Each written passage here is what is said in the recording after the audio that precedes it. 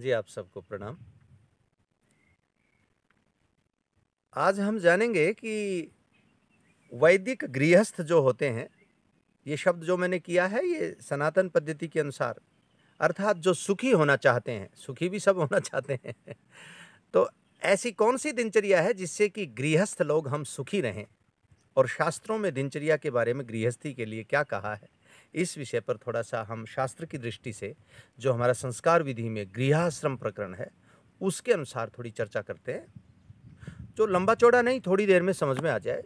तो पहले ये मानना पड़ेगा कि हम जो गृहस्थ लोग हैं, हमारे लिए ऐसा नहीं है कि हम केवल मौज-मस्ती करें, एन्जॉय करें और भई चलो चलेगा, खूब अच्छा पहनना, खूब अच्छा खाना, खूब अच्छी मौज-मस्ती, खूब गाड़ियाँ, खूब अच्छे हमारे यानी ये चीज़ें होनी तो चाहिए।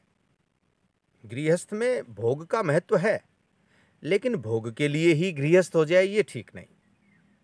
थोड़ा उसमें धीरे-धीरे इस बात को ऐसे कह सकते हैं हम कि गृहस्थ हमने इसलिए धारण किया था कि हम 25 वर्ष तक उसमें रहेंगे, उसके बाद में फिर हम ईश्वर का ध्यान, प्रकृति, जीव जो हम हैं, इस सब का मंथन करेंगे, साक्षात्कार करेंगे परमात्मा का और फिर हम अपना जो अंतिम प्रयास है, अंतिम बड़ा सुख, विराट सुख जिसको मुक्ति कहते हैं, वहाँ तक पहुँचेंगे। इसलिए हमने गृहस्थ धारण किया है, इसलिए नहीं किया है कि इसी में पड़े रहें। इसमें प्रवेश करना तो बड़ा आसान है, लेकिन जब इससे निकलना भी तो पड़ेगा ना, इससे निकलना भी चाहिएगा या दुखी होकर के ही मर जाएँगे। पूछ लो उन गृहस्थियों से जो 25 साल पहले जो थे, वो कितने सुख के लिए गए थे, अब कितने दुखी हैं। तो चलिए चलते हैं कि कैसी दिनचर्या हो कि हम इस गृहस्थ में ठीक-ठीक रह जाएँ। तो लिखा है, सदा स्त्री-पुरुष 10 बजे शयन, रात्रि के पिछले प्रहर व 4 बजे उठ के प्रथम हृदय में परमेश्वर का चिंतन करके ये दिनचर्या कैसी हो 10 बजे के बाद हमें सो जाना है, जगना नहीं है और 4 बजे के बाद सोए नहीं रहना है, उठना है। अब मैं कई बार जैसे कई वर्ष हो गए काम करते हुए सोचता हूँ कि 4 बजे लोग बड़ा विचित्र समझते हैं 4 बजे, चलो 5 बजे उठ जाओ भाई। सूर्योदय से 2 घंटा पहले तो उठ ही जाना चाहिए। तो लिखा है 4 बजे उठ के प्रथम हृदय में परमेश्वर का चिंतन। ईश्वर का चिंतन क्यों? क्योंकि जब हम इस धरती पर इतनी सुंदर आँखें, इतना सुंदर कान, नाक, आँख, जीभ, होठ, हाथ, पैर, माता, पिता, भोग, सामग्री, वस्तुएं, भोजन लेकर आए हैं, तो किसी ने तो भेजा होगा। है कोई जिसने हमारे बिना पूछे इस धरती पर हमें भेजा, तो क्यों ना उसका आभार हो। कोई शक्ति तो है ना। अब उस कोई शक्ति में चक्कर में पड़ जाएंगे तरह-तरह का, तो फिर हम खुद दुख उठाएंगे। इसलिए उसको एक ही बार स्वीकार कर लेते हैं, उसका नाम ओम माना है। वर्षों से, हजारों, करोड़ों, अरबों वर्ष पहले। ए का मतलब उत्पन्न करना, ऊ का मतलब पालन करना, मैं का मतलब समेट लेना।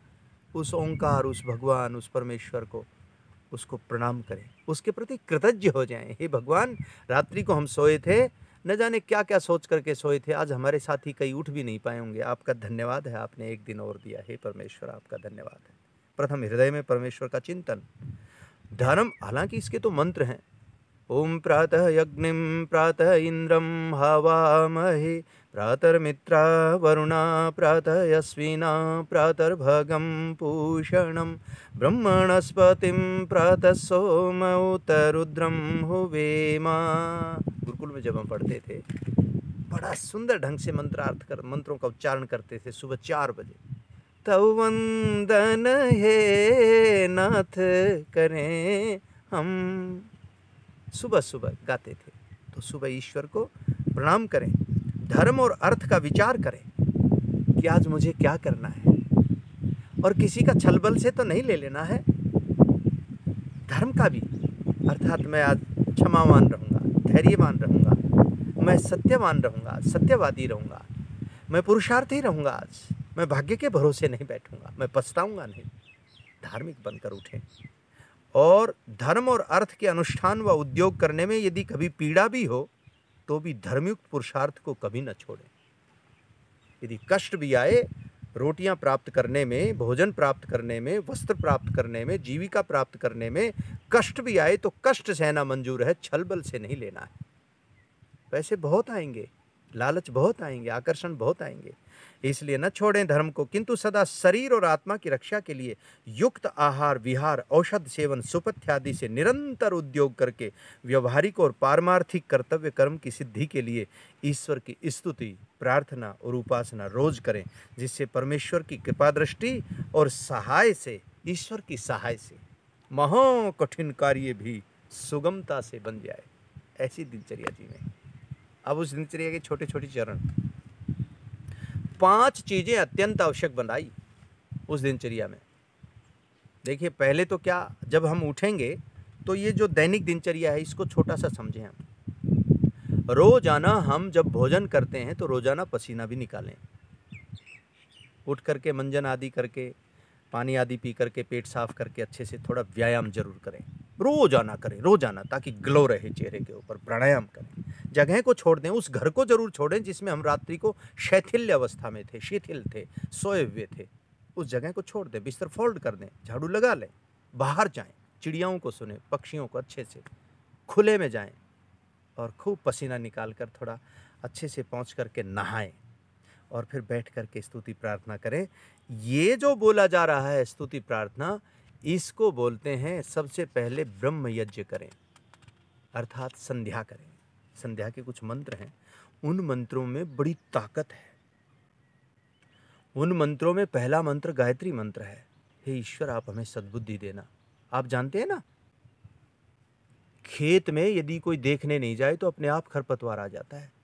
ऐसे ही यदि हम सद्बुद्धि न मांगे तो अपने आप कुसंग के कारण, व्यवहार के कारण, बोलने से, सुनने से, देखने से, जानने से बेकार की बातें आ जाती है, सब हट जाएंगी। ओम भूर्भुवः स्वः तत्सवितुर्वरेण्यं भर्गो देवस्य धीमहि धियो यो नः प्रचोदयात्। मांगे, विनम्र होकर बोलें, गाएं। आप जानते हैं ना, संस्कृत का सिलेबस पढ़ना क्यों जरूरी है? मंत्र को जानने के लिए सिलेबस पढ़िए, संस्कृत पढ़ना पड़ेगा। हमारी एक और भी विडंबना है। मैं इस वीडियो में मात्र केवल इतना कहूँगा कि हम सबको सुबह उठते ही, अगली वीडियो और देखें, पिछली देखें, आपको सारी बातें सब समझ में दिनचर्या की मिलेंगी। सुबह उठते ही परमात्मा का स्मरण करके और ये सब क्रियाएं करके उसके बाद अपने जीवन में एक चीज़ और शामिल करनी है, जिसको हम बोलते हैं अग्निहोत्र, जिसको यज्ञ बोलते हैं। यज्ञ प्रतिदिन जरूर करें। जानते हैं ना, दूसरे पंथ वाले या जो भी और लोग हैं, हम तो दूसरों की बातें मान लेते हैं, अपने आप कुछ करना नहीं चाहते, मेहनत करना नहीं चाहते, इसलिए झगड़े में पड़ जाते हैं, डिबेट बन जाती है, टीआरपी बढ़ती है फिर, और जो विषय था वो कहीं गया। अपना स्वाध्याय स्वयं करें, मेहनत करें, तो यज्ञ करें। यज्ञ करने से बड़े फायदे हैं। नेगेटिविटी हट जाएगी, ज्योति जलेगी, बच्चों में संस्कार आएंगे। आपके घर में आप देखेंगे सुगंध होने से जो ऐसे ऐसे विचार थे जिनको आप प्राप्त करना चाहते थे, आकस्मिक, ऑटोमेटिक, अपने आप स्वयं आने लगेंगे, और जो डर भय के थे वो अपने आप दूर जाने लगेंगे। इसलिए यज्ञ करें। और फिर तीसरा, इसमें विशेष बात और भी बताई है, यज्ञ के बाद जो दो हमने बता दिए, फिर अपने घर में माता पिता गुरु जो हों उनको मत्था टिकाकर दोनों हाथ, इस वो पैर है तो वो हाथ, वो पैर है तो वो हाथ टिकाकर श्रद्धा से माथा टेक दें। करुणा भर आएगी, आपकी आंखों में प्रेम भर आएगा, और जब ऊपर से आशीष होगा, आप समझिए कि आप भर जाएंगे लबालब प्रेम से, आनंद से। इसलिए गृहस्थ को अपने माता पिता साथ रखने चाहिए। अब इसमें मैं ज़्यादा नहीं कहना चाहता, क्योंकि आप सब लोग मेरे से हो सकता है बहुत अच्छे हो, हैं ही, क्योंकि इस संसार में दाने तपसी शौर्य च विज्ञाने विनये नये विस्मयो नहीं कर्तव्यो बहुरत्ना वसुंधरा।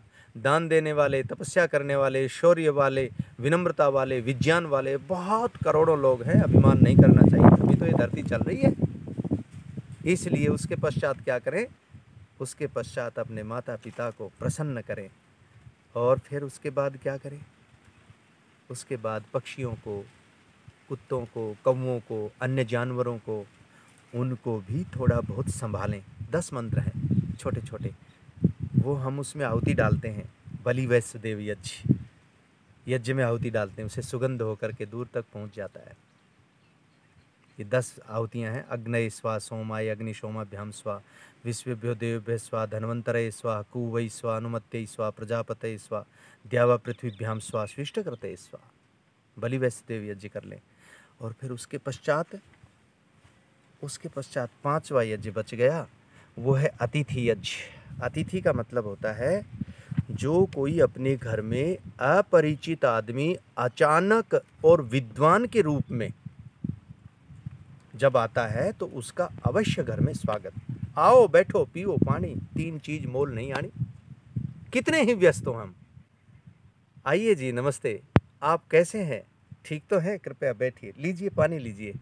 अब बताइए मैं आपकी क्या सेवा कर सकता हूँ? आपके आने में कोई दिक्कत तो नहीं हुई है? जो सामर्थ्य है उसकी सेवा करते। कोई व्यक्ति आपको 3 ही प्रकार से तो याद करता है, या तो भाव में, या अभाव में, या प्रभाव में। अगर भाव में किया है तो आप भी श्रद्धा रखिए, और कुछ नहीं तो उसको समय दीजिए, प्यार से बोलिए। यदि अभाव में किया है तो जो सामर्थ्य है उतना दे दीजिए, जैसा भी मांगा है वैसा दे दीजिए।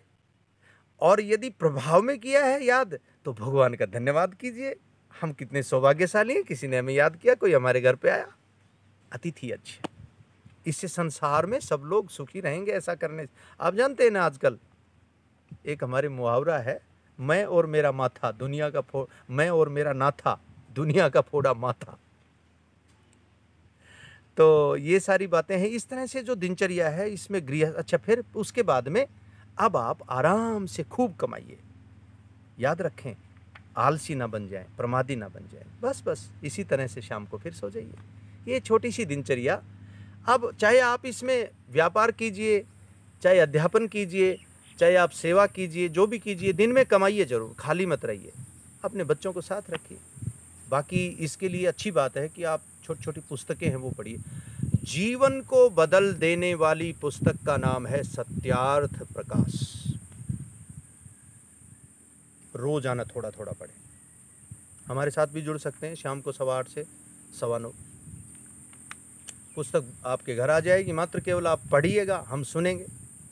पुस्तक में से जहाँ जहाँ शंका हो वहाँ डिस्कस कीजिएगा। तो इस तरह से अपना जीवन हम गृहस्थ अच्छा जी सकते हैं। इन्हीं शब्दों के साथ आज का ये जो वीडियो है इतना ही। अगली वीडियो में फिर हाजिर होंगे। धन्यवाद, नमस्ते।